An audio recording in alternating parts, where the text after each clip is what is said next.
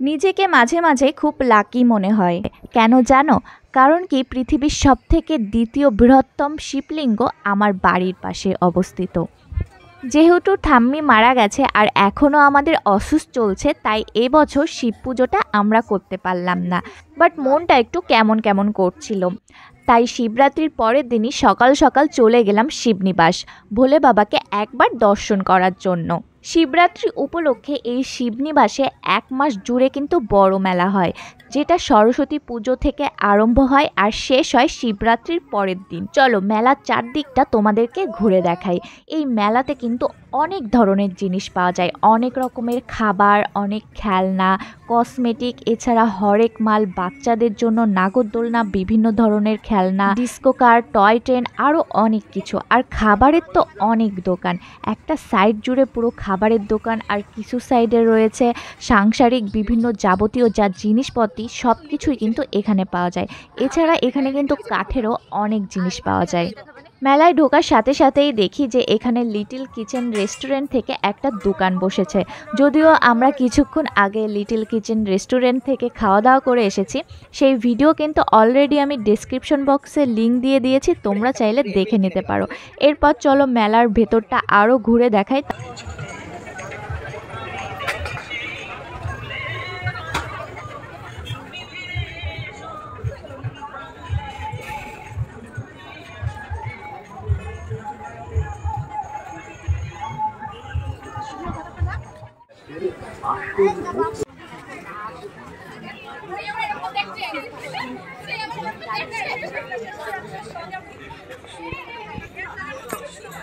Guys এই দেখুন শিকল, এই শিকল দিয়ে আমাদের ভাইপোকে বেঁধে রাখতে হবে।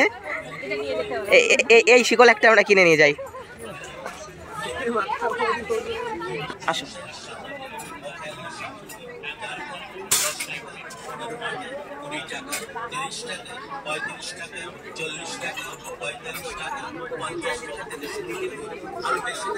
জিনিস পাওয়া যাচ্ছে আমাদের এই দোকানে।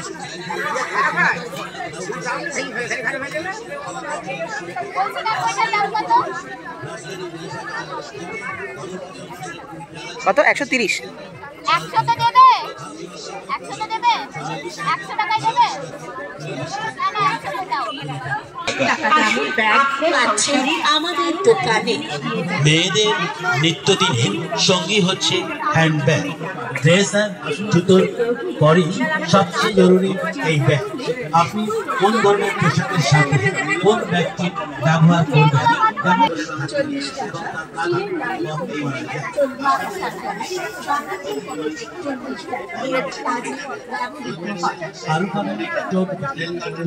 সবচেয়ে বহুল ব্যবহৃত এবং কমন ব্যাগ।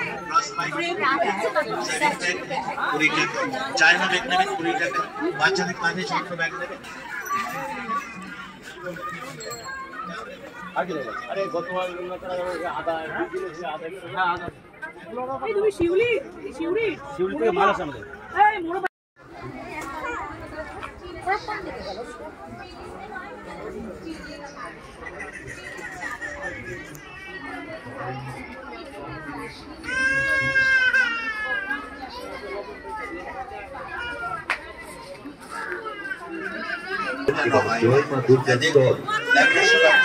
কেনাকাটা আপনার ব্যক্তিগত ব্যাপার, দেখুন ভালো করে দেখুন, পছন্দ হলে তারপর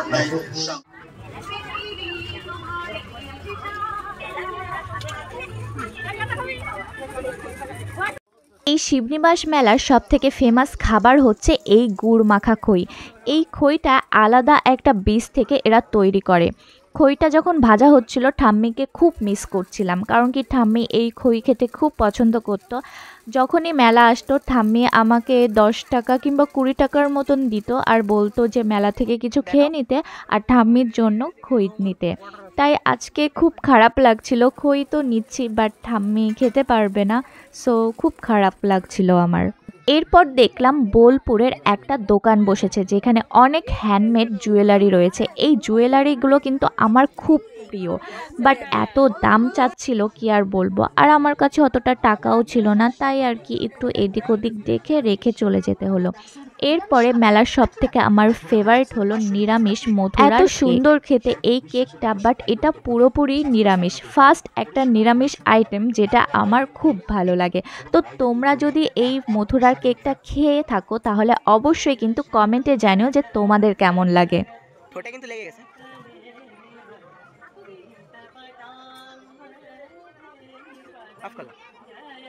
মেলাটা কিন্তু অনেক বড়, আর রাত্রে কিন্তু আরও সুন্দর লাগছিল মেলাটা। চারদিকে দেখো কত সুন্দর সুন্দর লাইটিংও করা হয়েছে।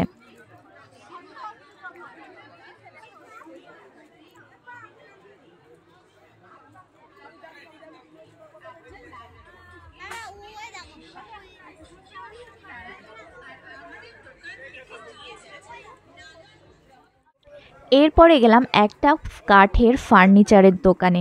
এখানে দেখো কত সুন্দর সুন্দর কাঠের শোপিস টাইপের রয়েছে। তো এত সুন্দর সুন্দর, বাট যা দাম।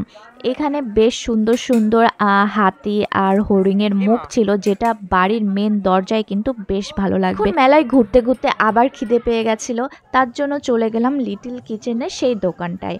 এখানে যেয়ে অর্ডার করলাম রেশমি কাবাব। এটা এত সুন্দর খেতে, এত সফট, আর এর সাথে যে চাটনিটা দিয়েছিল এটা কিন্তু অনেক ভালো ছিল। তো আমার খুব ভালো লেগেছিল। মেলায় ঘুরতে ঘুরতে আমার সব টাকা শেষ হয়ে গেছিলো, বাট ডিস্কোতে উঠতে খুব ইচ্ছা করছিল, তারপরে আর কি ফোনপে করতে হলো। বাট মেলায় নেটের যা অবস্থা, মানে কোনোভাবেই পেমেন্ট সাকসেসফুল হচ্ছিল না। তারপরে অনেক কষ্টে পেমেন্ট সাকসেসফুল হলো, আর আমরা দুটো টিকিট পেয়ে গেলাম। এরপরে চলো ডিস্কোতে ওঠা যাক।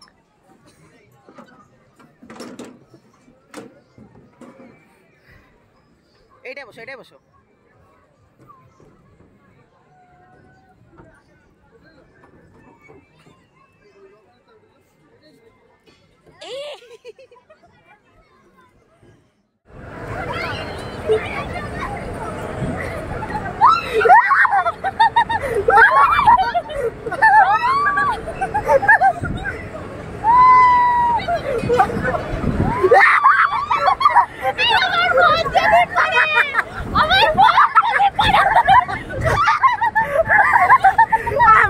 রেশমি কাবাব যদি বের হয়ে যায়,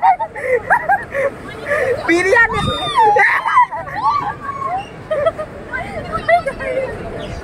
সো গাইস, এইভাবেই আজকের দিনটা এনজয় করলাম। তোমাদের কেমন লাগলো ভিডিওটা অবশ্যই কিন্তু কমেন্টে জানিও। আর যদি ভালো লেগে থাকে তাহলে লাইক, কমেন্ট আর শেয়ার করে দিও। তাহলে আজকের মতন এই পর্যন্তই, আবার দেখা হচ্ছে নতুন ভিডিওতে। Bye bye.